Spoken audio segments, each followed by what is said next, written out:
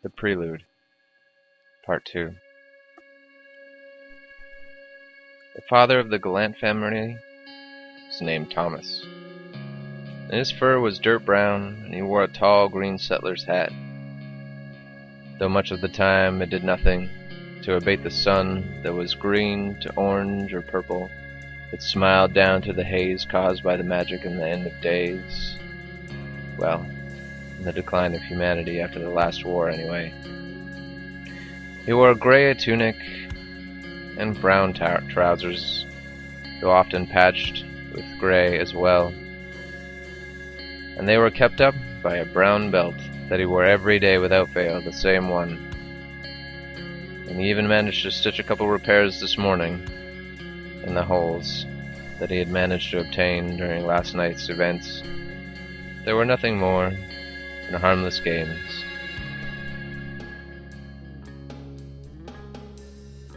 And then it was off to do chores.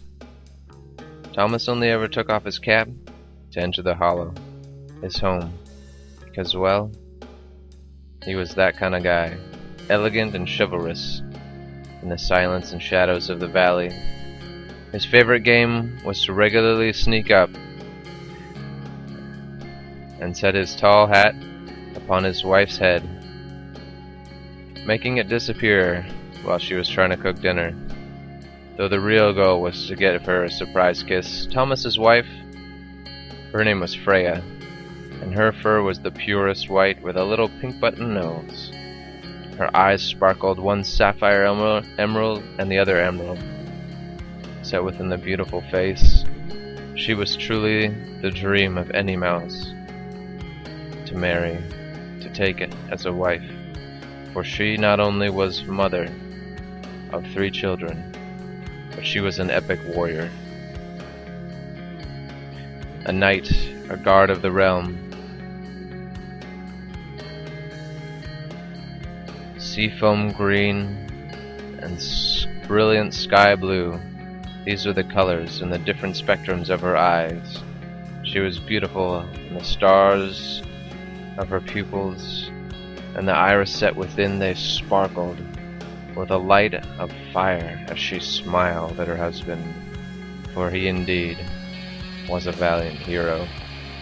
She wore a red tunic tied back with a black belt and a matching red cap that was much like her husband's, though she too only wore it out of the house, and it reminded you, well, and me, it might remind you of a witch's brimmed hat with the top bent over, because, well, she had patched it too many times after almost taking a hit.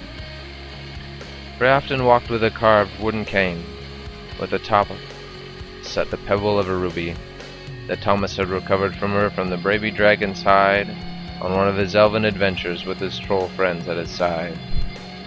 They were not out for war, but just on an adventure, traveling to see what would become of the world outside, as the valley lay hidden of the turbulence outside.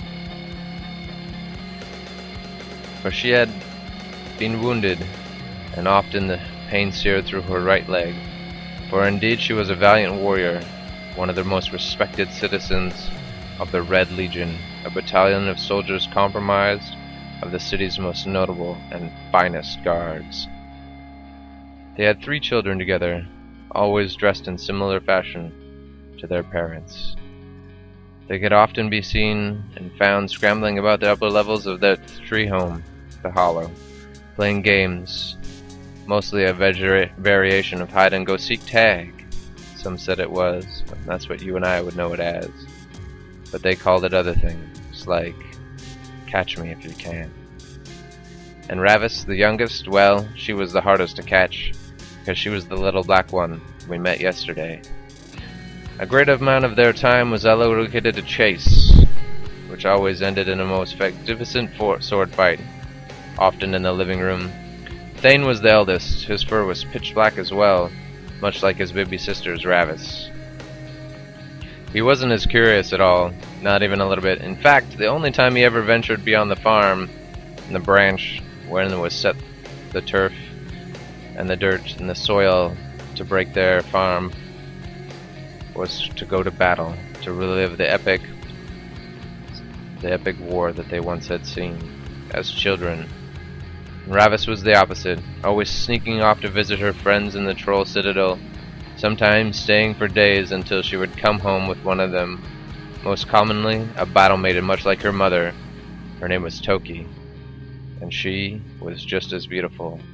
White skin, tusks, but her description is for another day. So let's move on to another sibling, a sister, whose name is Elise.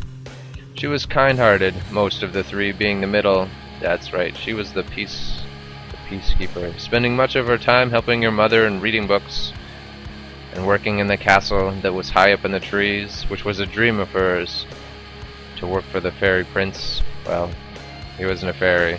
He was just another mouse, but they called him all sorts of silly names because he enjoyed being an unthreatening citizen who would come and toil with the farmers day to day. Her fur was soft brown, tan almost, with white patches, a single, right above her left eye. Each of them had a hero they adored from the ages long past, when the final war had threatened to plunge the earth into the chaos. Tales were told nightly, on a base of spy, Thomas. Around the hearth and the fire blazed and raged on, and he would have dealings and tell of the travels of the elves from the Red Marshes. For once a year, a single entity from their number would travel out from the magic valley into the world beyond, and they would come back with stories to tell, and the brilliant lights of all those who'd gathered, and the torches they set, and the candles therein, would gather in the Red Marshes, and they would tell of the tales of what lay outside the most unnatural and most beautiful valley that you'll ever see.